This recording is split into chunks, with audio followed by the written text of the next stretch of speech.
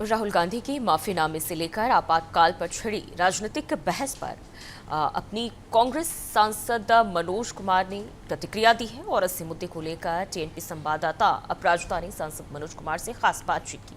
सुनिए उन्होंने क्या कुछ कहा। हमारे साथ बातचीत के लिए मौजूद हैं कांग्रेस सांसद मनोज कुमार जी।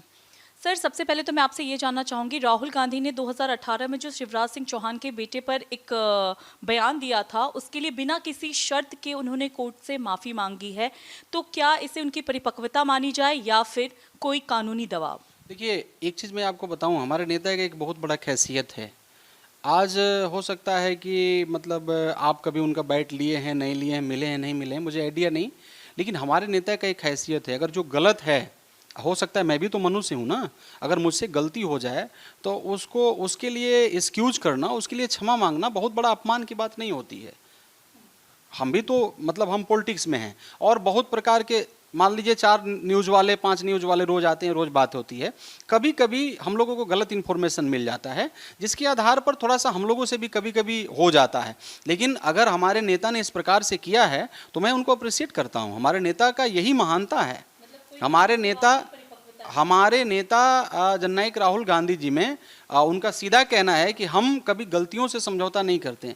अगर हमारा भाई भी गलती करे तो उसका भी विरोध में हम रहेंगे। लेकिन कभी कभी ये पॉलिटिक्स है, राजनीतिक है और हम मनुष्य हैं, मनुष्य का गुण है कुछ ना कुछ मिस्टेक करना। तो बाई मिस्टेक हम लोग मिस्टेक के द्वारा सीखते भी हैं। तो हमारे नेता ने अगर इस प्रकार से किया है तो मतलब वो ऐसा नहीं, सराहना की बात है।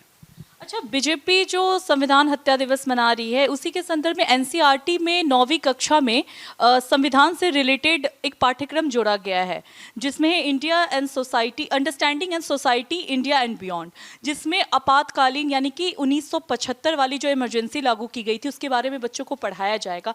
इसको आप किस तरीके से देखते हैं कि अभी ये लाने का मतलब क्या है? युवाओं को इमरजेंसी के तहत क्या बताने की कोशिश की जा रही है?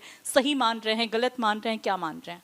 मेन मुद्दा को भटकाने का ये संविधान के जो हत्यारे हैं वो आज संविधान हत्या दिवस मना रहे हैं। ये खुद संविधान के हत्यारे हैं।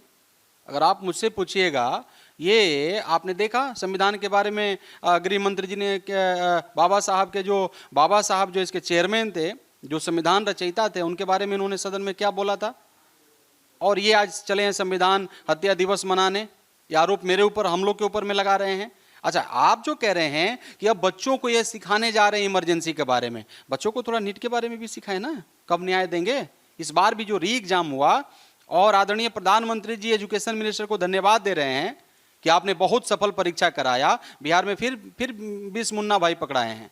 इसको तो ठीक करिए। आप ठीक तो करेंगे नहीं और धन्यवाद देने में आगे हैं। तो देखिए, इमरजेंसी आपका सरकार है, जो भी करना है, जो भी कहना है करिए।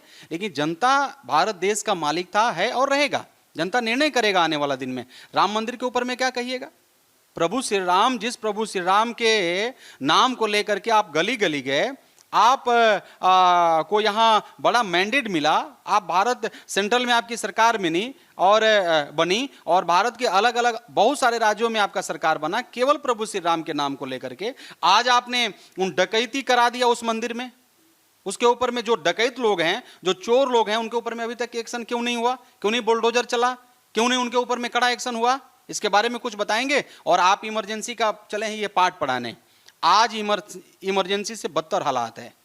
धन्यवाद सर हमारे साथ जुड़ने के लिए। तो अभी आपने मनोज कुमार जी को सुना, जिन्होंने सीधे तौर पे मौजूदा सरकार यानी कि मोदी सरकार पर हमलावर होते हुए नजर आए और उन्हें बता दिया कि वो सरकार जो है वो विफल रही है, और साथ ही नीट पेपर लीक का मामला जो लगातार कांग्रेस उठाती आ रही है उस पर भी अपनी प्रतिक्रिया देते हुए धर्मेंद्र प्रधान के इस्तीफे की मांग को दोहराया। कैमरामैन संतोष के साथ अपराजिता सिंह, टीएनपी न्यूज़, दिल्ली।